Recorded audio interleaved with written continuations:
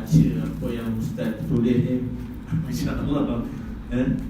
Jadi sambil-sambil Ustaz beri kuliah perlahan ni yang berkisar tajuk tentang psikologi Rasulullah SAW.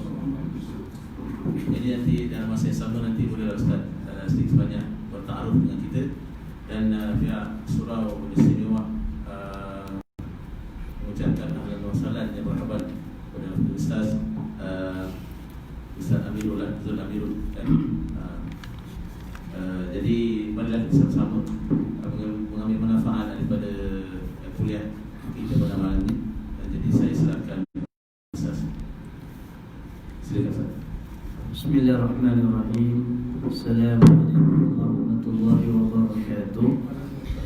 Alhamdulillahi rabbil alamin, wassalatu wassalamu asyrafil anbiya'i wal mursalin wa ala alihi wa sahbihi ajma'in. Qala rabbi shrah li sadri wa yassir li amri wa hlul 'uqdatam min lisani yafqahu qawli. Allah ta'ala a'udzu billahi minasyaitonir rajim. وَنُنَزِّلُ مِنَ الْقُرْآنِ مَا هُوَ شِفَاءٌ وَرَحْمَةٌ لِلْمُؤْمِنِينَ وَلَا يَزِيدُ الظَّالِمِينَ إِلَّا خَسَارًا. أَمَّا بَعْدُ. Alhamdulillah, terima kasih pada Tuan Haji yang bahagia, Tuan Imam, Tuan Bilal, ahli jawatan kuasa surau, tuan-tuan dan puan-puan yang dirahmati oleh Allah sekalian. Alhamdulillah, tamunya marilah sama-sama kita merafakkan setinggi-tinggi rasa syukur di atas segala nikmat yang telah dilimpahkan ke atas kita semua, daripada sekecil-kecil nikmat sehinggalah sebesar-besar nikmat Islam dan iman. Mudah-mudahan dengan segala nikmat tersebut kita berusaha untuk mengabdikan diri, menjadikan kita hamba-Nya yang bersyukur, hamba-Nya yang beriman, hamba-Nya yang bertakwa. Amin insya-Allah. Alhamdulillah, syukur juga kepada Allah kerana diberikan kekuatan untuk kita solat secara berjemaah. Dan pada waktu maghrib dan isyak ini kita duduk sebentar beriman sejenak dalam majlis ilmu.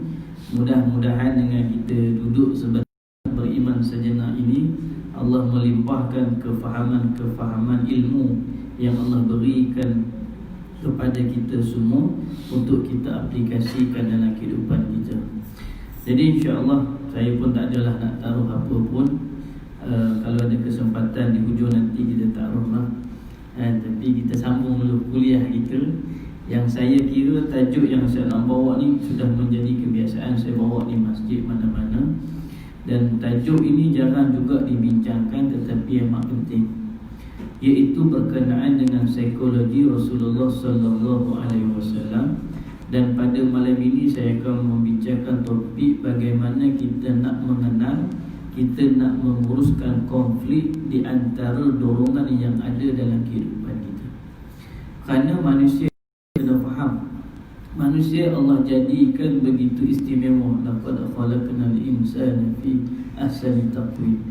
Namun istimewa manusia itu, ramai juga yang melakukan kerosakan, ramai juga yang membunuh, ramai juga yang merogol, ramai juga yang merompak, ramai juga yang zalim, ramai juga yang melakukan kemusnahan di atas muka bumi ini dengan pelbagai bentuk kekejaman-kekejaman yang berlaku. Menyebabkan kita pun pelik. Kan anak-anak kita yang duduk di rumah rasa jaga elok dah, macam mana boleh main dadah? Kan rasa jaga elok dah, masya-Allah. Na'udzubillah, pergi berzina dengan kawan-kawan, akhirnya mengandung lahir anak dua tiga. Maka ini memerlukan satu ilmu kita faham manusia. Sebab manusia ni macam-macam. Kita ada orang yang kita ajarkan ilmu, dia boleh faham dengan cara yang mudah. Ada orang kita menyampaikan ilmu ni 10 kali pun dia tak faham-faham. Maknanya itu adalah kepelbagaian dalam Allah menciptakan manusia. Maka Rasulullah sallallahu alaihi wasallam diutuskan oleh Allah Subhanahu taala sebagai rasul untuk memberikan pelbagai panduan dengan kepelbagaian. Setiap manusia ini dia ada istimewa dia tertentu, dan pendekatan kepada manusia ini tak sama. Kita perlu mendidik, mengajar manusia ini mengikut kesesuaian manusia itu sendiri. Kerana perwatakan manusia berbeza-beza. Ada orang dia kasar tapi penyayang. Ada orang penyayang tetapi kedekut. Ada orang rajin tapi dalam masa yang sama panah barang. Jadi maknanya ini manusia ni satu ilmu yang sebenarnya Rasulullah sallallahu alaihi wasallam telah memperkenalkan, dan 4 ilmu penting yang perlu kita lihat kepada kejadian manusia itu sendiri, iaitu ilmu pertama, iaitu ilmu fizikal. Fizikal manusia ni sangat istimewa. Sebab itu orang sanggup menghabiskan duit untuk menjaga biofizikal dia. Lebih-lebih lagi dengan isu, maknanya orang berusaha untuk membelinya emas untuk tutup diri dia. Musim sekarang ni lah orang yang akan jaga hygiene betul-betul, basuh tangan berkali-kali, sabun lagi. Sebab apa? Mereka nak jaga biofizikal mereka itu agar sentiasa berada dalam keadaan optimum supaya sihat sejahtera. Jadi Nabi SAW banyak memberikan panduan, terutamanya dalam bab penjagaan fizikal, terutamanya dalam soal al-halal bayyinun, iaitu makanan yang halal dan lagi baik. Itu sebagai contoh. Elemen yang kedua adalah elemen psikologi, yang inilah pembentukan sikap, pembentukan peribadi. Kerana bila kita bercakap soal psikologi, kita bercakap soal bagaimana akal menterjemahkan fikiran dan nafsu menterjemahkan perasaan. Itulah psikologi. Ada orang akal dia ni elok, rasional, tapi dalam masa yang sama dia tak mampu mengawal nafsu. Rasa betul dah ini memang halal, ini haram, ini boleh dibuat, ini tak boleh dibuat. Akalnya menilai dengan betul, tapi gagal mengawal hawa nafsu, buat juga hak salah. Itu jadi Nabi memberikan banyak panduan bagaimana nak bentuk. Tapi ada orang rosak dah fikiran dia. Dia kata tak apa, suka hatilah kita nak laki sama laki pun, kita suka perempuan sama perempuan pun, itu hak saya. Maksud di sini kita telah lihat bahawa telah rosak kepada pemikiran dia, dan sehingga kan rosak juga hawa nafsunya. Jadi ini beza untuk kita mendekati golongan yang kita rasa ini ada masalah psikologi. Elemen yang ketiga adalah elemen yang kita namakan sosial, hablum minan nas, dan juga yang keempat adalah spiritual, rohani, iaitu hablum minallah. Jadi keempat-empat perkara ini Nabi sentiasa pelihara dan jaga, memberikan dengan lengkap. Dia tak boleh kita ni jaga rohani saja, tapi hubungan dengan orang lain, Masya Allah, suka buang sampahnya, suka parking bloknya, kemudian menyusahkan orang lainnya. Ini tak boleh juga. Jadi inilah yang antara topik yang sebenarnya antara yang ditekankan oleh Nabi SAW. Dan kita nak tengok pada malam ini konflik yang berlaku dalam diri manusia. Dan konflik ini menyebabkan manusia membuat keputusan yang salah. Jika kita hadapkan pada dua pengaruh dorongan yang masing-masing kekuatan yang sama, tetapi tujuan keduanya berlawanan, maka dorongan pertama akan menariknya ke tujuan tertentu, sedangkan dorongan yang lain menariknya ke tujuan yang berlawanan dengan tujuan pertama. Jadi ini saya ambil contoh mudah lah. Kan anak kita ni, bila kita beri nasihat, dia terdorong untuk mengambil nasihat kita. Tapi jumpa kawan pula, dia dengar nasihat kawan, nampak macam sama kuat. Jadi ini yang menjadikan dia dah konflik. Nak ikut mak ke, nak ikut kawan? Nak ikut apa yang Allah, apa yang ayah nasihat ke, apa yang kawan suruh kita buat? Tak boleh, ayah aku mana bagi aku isyak ukur. Kalau isyak ukur kan nanti hukumnya satunya haram. Apalah, kan ayah hang pun isyak ukur juga. Nampak kawan dah mula cuk, ayah hang pun isyak ukur juga. Apa yang dia kata haram ni? Ukur ni memang ayah aku kata memang merugikan. Kalau rugi dah kenapa dia isyak? Lepas tu dia kata kalau ukur ni pendek umur, ayah kau tu dah 60 tak mati-mati lagi. Jadi maknanya akhirnya kita akan lihat kekuatan dorongan. Cubalah, mesti ayah kau ni dia pernah isyak ukur dan dia masih isyak ukur, mesti ada rahsia yang perlu kau tahu. Rasalah. Jadi konflik. Jadi akhirnya ini konflik yang berlaku. Begitu juga orang lelaki yang bekerja di rumahnya ada isteri. Bang, jaga elok-elok, bila tengok si sayang, rasa bahagia isteri lah. Tapi bila keluar saja nampak orang yang cantik terdorong dengan indah, tambah satu lagi, best juga.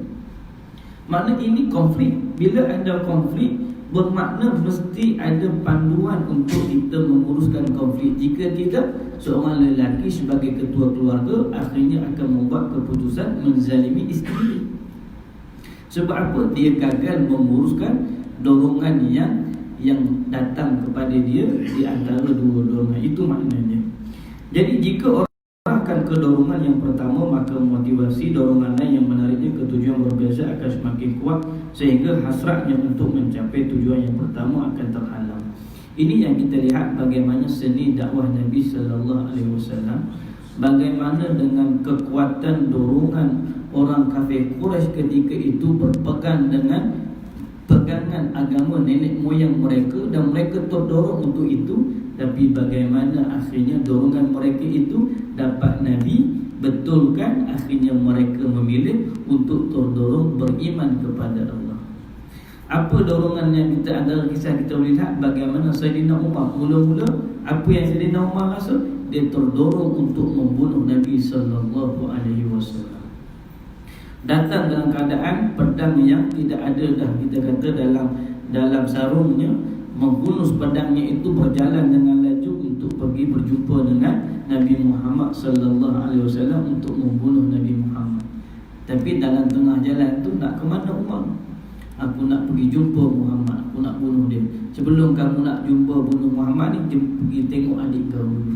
Sebab adik kau dah beriman kepada ajaran yang dibawa oleh Nabi Muhammad sallallahu alaihi wasallam. Pendekkan cerita, pergi ke rumah adiknya, maka di situ ada dorongan yang lain yang akhirnya dia rasa begitu kuat dorongan tersebut, akhirnya dorongan membunuh itu berjaya dihapuskan oleh dorongan yang kuat di rumah adiknya itu.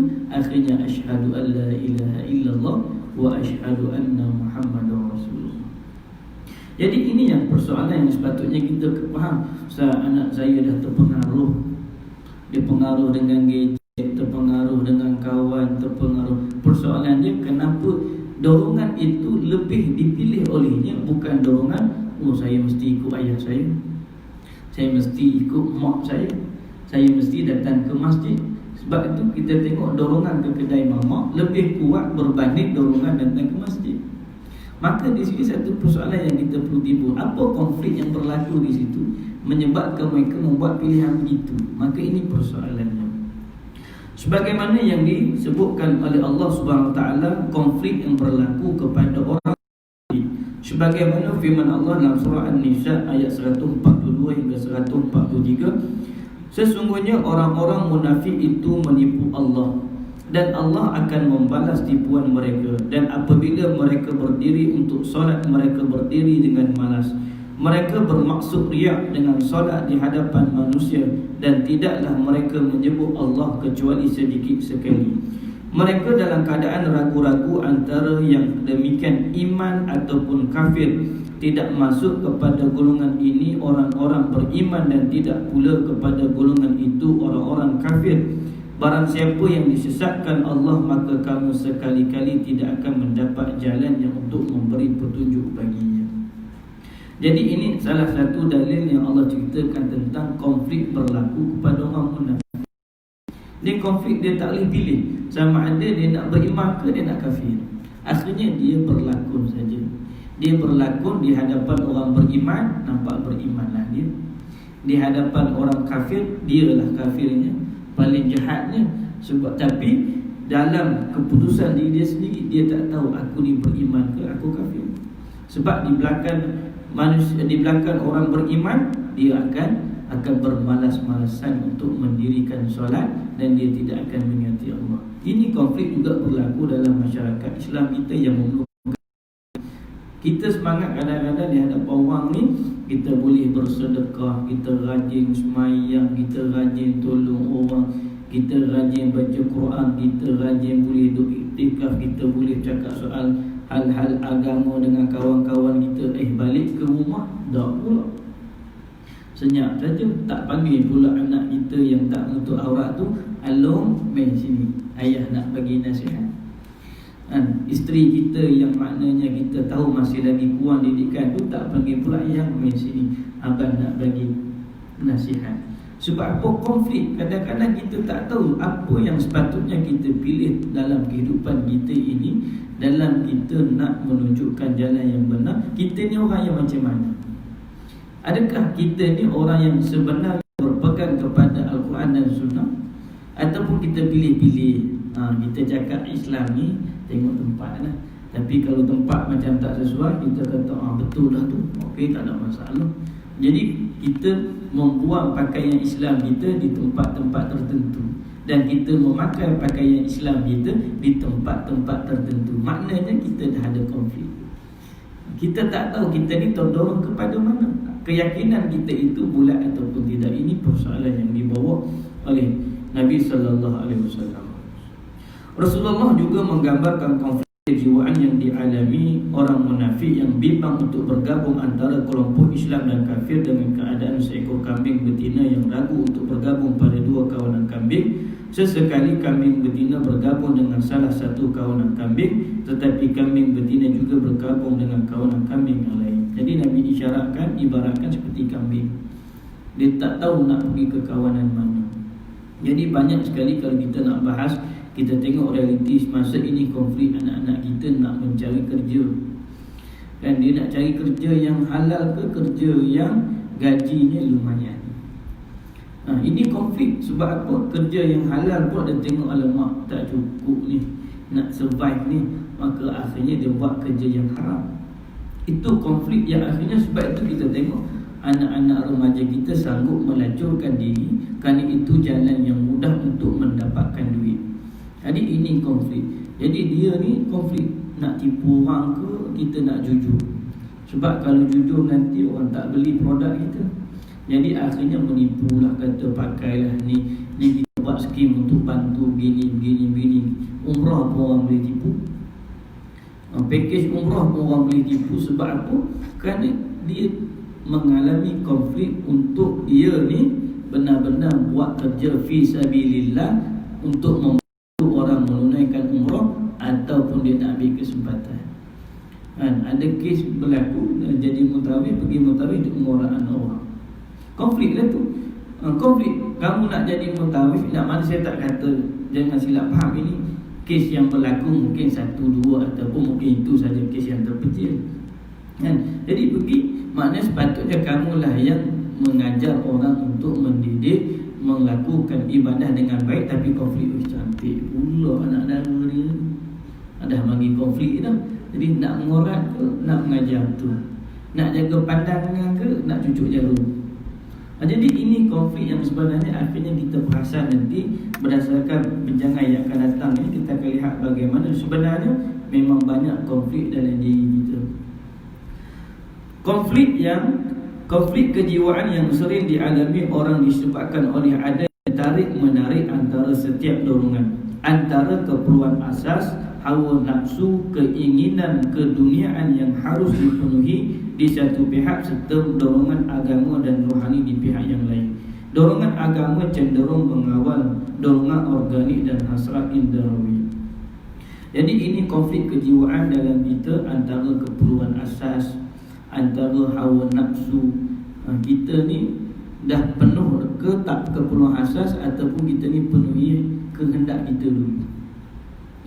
Kita duk kejar benda yang kita pun rasa benda tu dah kehendak kita. Kita duk kejar menambah kekayaan, tambah lagi, tapi bekalan akhirat kita tak tambah pula. Maka ini konflik. Maknanya dia konflik dalam dia nak memilih untuk menambahkan kekayaan dia di dunia ke, dia nak menambah bekalan dia di akhirat. Dia nak mengambil kedudukan yang tinggi di sisi manusia ke, dia nak mengambil kedudukan yang tinggi di sisi Allah. Ini konflik yang sering berlaku. Sebab bila nak dengan manusia, maka kita kena ikut manusia. Kalau kita perlu mengampu manusia, mengampulah manusia itu. Kalau kita perlu menipu, maka kita akan menipulah. Jadi mana tu, saya on the way ni, baru on the way pergi mandi. Ramai mana yang konflik sehingga kan ramai sekarang ni dia tak cakap jujur lah. Alamak, orang tanya macam mana Ji dekat mana tu tak datang meeting kau. Oh minta maaf lah saya kurang sihat, padahal sihat walafiat. Jadi konflik. Kalau aku cakap jujur kan, orang kata Allah Haji ni janji je tapi mungkiri. Dia tak boleh.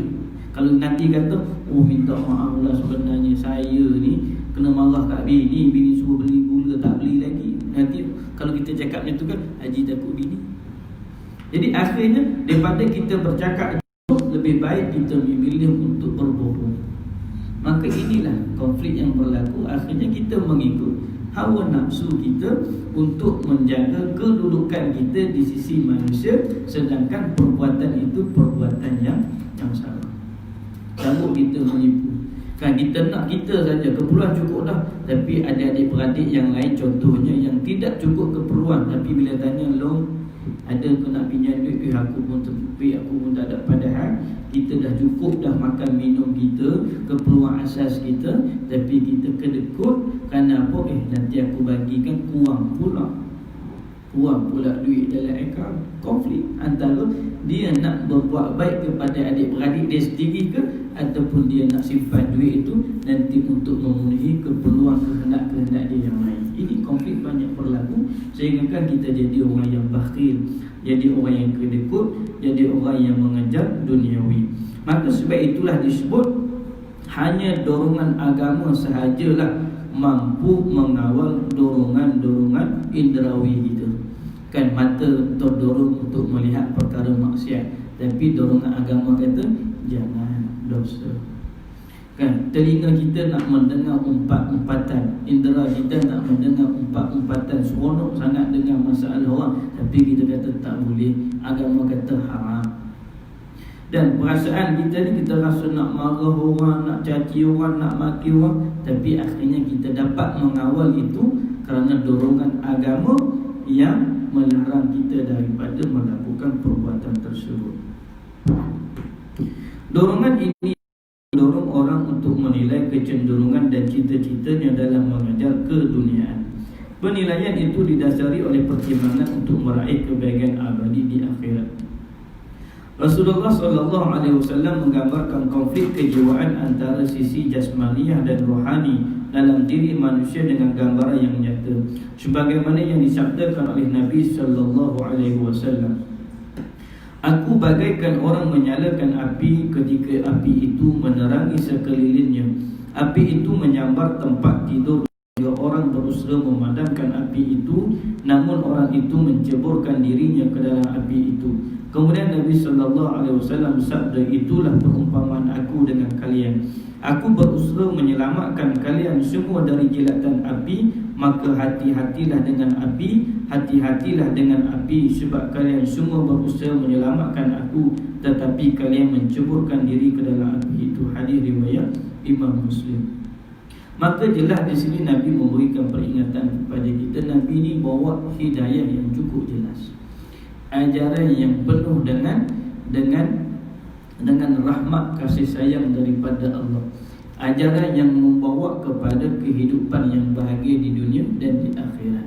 Dan kita tak perlu pun untuk kita menyanjung, kita maknanya tak perlu pun untuk kita meletakkan Islam ni di tempat yang maknanya memang dah tinggi lah.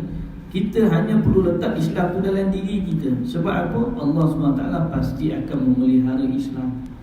Yang persoalannya adalah, adakah kita ini memelihara Islam itu dalam diri kita?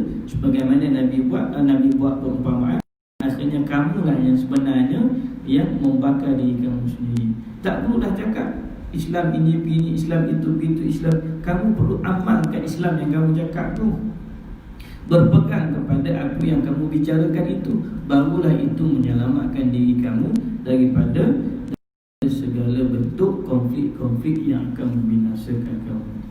Hadis ini menggambarkan konflik antara hasrat indrawi dan kesenangan duniawi di satu pihak, dengan dorongan agama dan rohani yang menuntut manusia agar tidak tenggelam ke dalam jurang hawa nafsunya di pihak lain. Rasulullah SAW menggambarkan perbandingan antara dua laki-laki pada konflik ini. Salah satu di antara keduanya ialah orang yang cerdik, iaitu mengekan dan mengawal hawa nafsu syahwatnya serta beramal untuk kehidupan akhirat. Adapun yang lain ialah orang yang dungu, yang tidak dapat berfikir jernih, dia selalu mengikuti hawa nafsu syahwat dan tidak beramal untuk hari akhirat. Maka konflik ini Nabi buat dua perbandingan seperti mana dua orang, iaitu orang yang pertama ialah orang yang cerdik. Yang cerdik ni dia mampu mengekang dan mengawal hawa nafsu syahwatnya serta beramal untuk kehidupan akhirat. Dia mesti buat dua pilihan saja. Sama ada kita nak macam mana nak pemurah, mesti jangan kedekut. Dia tak ada macam mana tak nak kedekut, kena pemurah, itu jawapan dia. Macam mana nak pemurah, jangan kedekut. Macam mana tak nak kedekut, kena pemurah. Itu saja pilihan kita. Kalau kita tak pemurah, maknanya kita akan jadi kedekut. Macam mana kita nak jadi seorang yang penyayang, jangan jadi seorang yang pemarah. Kalau kita jadi pemarah, maka sukar untuk kita menunjukkan sifat penyayang kita, kerana dia berlawanan. Penyayang antara pemarah. Saya marah-marah pun sayang, itu lain makna dia. Tapi yang marah saya kasih sayang ni berbeza dengan marah hawa nafsu, itu tak sama. Jadi benda kita nak kena faham sebagaimana yang Nabi sebut. Kalau orang cerdik ni, dia mampu buat pilihan. Dia tak ada dah, saya tengok je, sama ada meninggalkan ataupun kamu duduk di situ. Itu saja. Saya tak buat apa-apa, saya tengok aja. Itu pun sama juga, iaitu kamu bersekongkol dengan perbuatan-perbuatan maksiat. Maka kena buat pilihan. Orang yang cerdik ni, dia beramal untuk hari akhirat. Dia takkan terikut dengan dorongan-dorongan yang lain, walaupun orang lain cuba mendorongkan. Ada pun orang yang kedua ni, dia orang yang dungu, orang yang bodoh, iaitu dia tidak dapat berfikir dengan baik. Dia selalu ikut hawa nafsu dan tidak beramal untuk akhirat. Dia sanggup berjoget dalam media sosial. Mungkinlah tuan-tuan, orang muda tahulah kan sekarang macam-macam ada, Bigo Live lah, TikTok. Masa saya dengar penerangan ketua bahagian siasatan jenayah Syah Alam, dia cerita macam-macam. Sekarang ni banyak media sosial yang maknanya sangat bahaya, sehingga kan anak-anak remaja kita, ataupun bukan anak remaja, suami orang ke, janda orang ke, duda orang ke, kalau nak cari pasangan untuk berzina pun, suka sama suka pun mudah. Dia sanggup untuk menunjukkan tubuh badannya, menunjukkan menjatuhkan maruah dirinya. Sebab apa? Sebab dia tidak memilih untuk mengekang hawa nafsu. Jadi dia konflik. Dia sanggup, walaupun itu benda yang sangat memalukan, tapi dia kata tak apa, yang penting orang tengok nanti orang suka. Dia boleh jadi perempuan kalau dia lelaki, dia boleh jadi lelaki walaupun dia perempuan. Maknanya dia tak rasa malu dah. Sebab apa? Sebab dia ada konflik dalam diri dia. Aku nak ikut Allah ke aku nak ikut manusia? Kerana sekarang ni orang tengah menyanjung aku ni. Orang sanjung apa pun yang dibuat, orang kata betul, dan ada penyokong, ada pengikut, ada itu, ada ini. Jadi lebih baik dia ambil dunia. Bagi orang yang kedua ini. Dari Syaddad bin Aus bahawa Rasulullah SAW pernah bersabda yang bermaksud, orang pandai adalah orang yang dapat menundukkan dirinya dan dia melakukan seluruh aktiviti hidupnya demi kehidupan setelah mati. Adapun orang yang lemah adalah orang mengikuti hawa nafsunya sendiri dan berharap kepada Allah dengan harapan yang hampa. Hadis riwayat Imam Tirmizi, Ahmad, Ibnu Majah dan Syaibani. Jadi dalam hal-hal yang kita kata bersifat akhlak pun itu jelas. Dan sama ada kita nak berdendam ke kita nak bermaaf-maafan, payah kita nak maaf. Sebab tu orang Melayu ni kalau dia sumpah ni 7 keturunan, 7 keturunan aku tak akan memaafkan dia. Maknanya begitu kuatnya dia punya pegangan itu terhadap keluarga keturunan dia, sehingga kan kalau orang buat silap itu sanggup dia menyumpah orang sampai 7 keturunan tak nak maafkan. Sedangkan yang sepatutnya kalau dia fikir untuk akhirat, Nabi kata apa? Maafkan. Memaafkan, kita tak boleh lupa, itu hal lain. Tapi ramai orang yang berdendam daripada memaafkan. Kadang-kadang hal yang kecil. Sebab itu akhirnya dalam masyarakat kita senang bergaduh hal yang kecil saja. Sedangkan kita boleh menghulurkan perkataan memohon maaf, dan orang yang menerima perkataan memohon maaf itu pun boleh memaafkan orang lain. Kan, atas jalan raya sering berlaku orang horn sikit, orang potong kiri sikit. Jadi kita pun rasa panas, kita mula nak pecut laju, orang potong dia, kita mula nak maki hamu dia pula. Dia horn, kita lagi banyak. Dia horn sekali je, kita maki hamu, horn berkali-kali maki hamu dia ni. Sebab apa? Kita tak memilih untuk kita letakkan. Walaupun apa dia horn kita terkejut sekejap pun, maknanya sekejap kita tu pun Astaghfirullahalazim, Allah melimpahkan rahmat kasih sayang kepada kita berbanding kita memilih celaka orang tu. Boleh jadi maknanya mungkinlah ada kecemasan dan sebagainya. Maka payah sebenarnya, sebut macam senang, tapi kita rasa Allah. Kadang-kadang bila orang rumah kita masak, kita rasa masin sikit. Tahu je Nabi ni jaranglah, maknanya tak pernah dengan hadis yang Nabi ni komen masakan isteri. Tapi kita ni kan kita boleh memilih je antara nak memuji ataupun nak, maknanya kita nak marah. Memuji kan, terima kasihlah awak masak juga, walaupun awak ni maknanya penat lelah lagi kerja lagi, terima kasihlah masak. Sedap tu bang? Alhamdulillah. Itu je lah. Haki dia rasa pun dia tahulah sedap tak sedap tu. Tapi kalau kita memilih sakat 20 tahun masak ni, bilalah nak pandai-pandai. Jadi awak memilih untuk menyakiti hati dia ke, ataupun kita memilih untuk Allah. Dah muak macam mana? Kita orang lelaki ni jangan je makan rumah, bukanlah 5 kali sehari makan rumah. Hari ni kita kata bang nak keluar sekejap, kita boleh kena roti 6 ayam tondori lagi sedap. Maknanya kadang-kadang kita boleh saja untuk memilih tindakan yang lebih baik berbanding tindakan-tindakan yang kita rasa kita nak ikut saja hawa nafsu kita, sehingga kan berlakunya pergaduhan dan sebagainya. Sehingga kan akhirnya kita memilih untuk kadang-kadang memukul, mencederakan, mengeluarkan perkataan yang menghina, kemudian membandingkan dan sebagainya lah. Sebabnya pengalaman pun banyak juga lah. Kadang-kadang orang yang datang ke rumah kita ni, rumah saya pun banyak dia cerita masalah-masalah yang berlaku. Jadi kita dapat simpulkan bahawa itu konflik yang kamu tak berjaya nak keluar, iaitu antara diri sendiri. Yang diri sendiri tu duduk salah ke orang lain, itulah konflik yang lagi besar. Salah isteri saya ustaz, isteri saya ni macam ni, isteri saya tu macam tu, isteri dengan isteri pula ustaz, suami saya ustaz. Jadi akhirnya masing-masing berkonflik kerana kamu memandang diri suami dan isteri, suami memandang diri suami, dia tak memandang diri dia. Jadi tak memandang diri sendiri. Akhirnya konflik dia itu sentiasa nak cari titik lemah orang lain, bukan dia nak melihat bahawa siapa yang paling bagus dalam memberi kerana Allah SWT. Itu contoh. Rasulullah SAW juga mengisyaratkan konflik kejiwaan yang dialami manusia saat baginda mengingatkan orang beriman dari hasutan hawa nafsu dan kesenangan serta kecenderungan mereka, terutama kecenderungan seksual. Baginda Rasulullah SAW memperingatkan mereka supaya bersikap berhati-hati terhadap rayuan dan pujukan kaum perempuan. Nabi SAW bersabda, sesungguhnya dunia ini adalah manisan kehijauan dan sesungguhnya Allah mewakilkan kalian untuk menjaganya. Kemudian dia melihat bagaimana engkau memperlakukannya. Takutlah kalian pada dunia dan takutlah kalian terhadap para perempuan, kerana sesungguhnya fitnah yang pertama kali menimpa Bani Israel berasal daripada perempuan. Hadis riwayat Imam Muslim. Jadi ini satu sikap yang Nabi suruh kita ambil berhati-hati. Pertamanya adalah hal dunia. Dunia ni memang mengasyikkan, tak ada orang pun tak nak dunia. Mesti kita rasa seronok nak pergi jalan sana, nak main salji, kita nak naik bangunan yang tinggi, kita nak duduk dalam kereta yang mewah, yang kelajuannya bagus, kita nak memiliki rumah yang besar, kita nak makan tempat yang mewah, kita nak makan makanan yang sedap, kita nak apa saja yang menarik atas dunia ni, kita nak merasa. Cumanya tak mampu tu yang tak merasa tu. Kalau mampu memang confirm laga air, jom kita ke London, terus beli tiket tu kalau duit.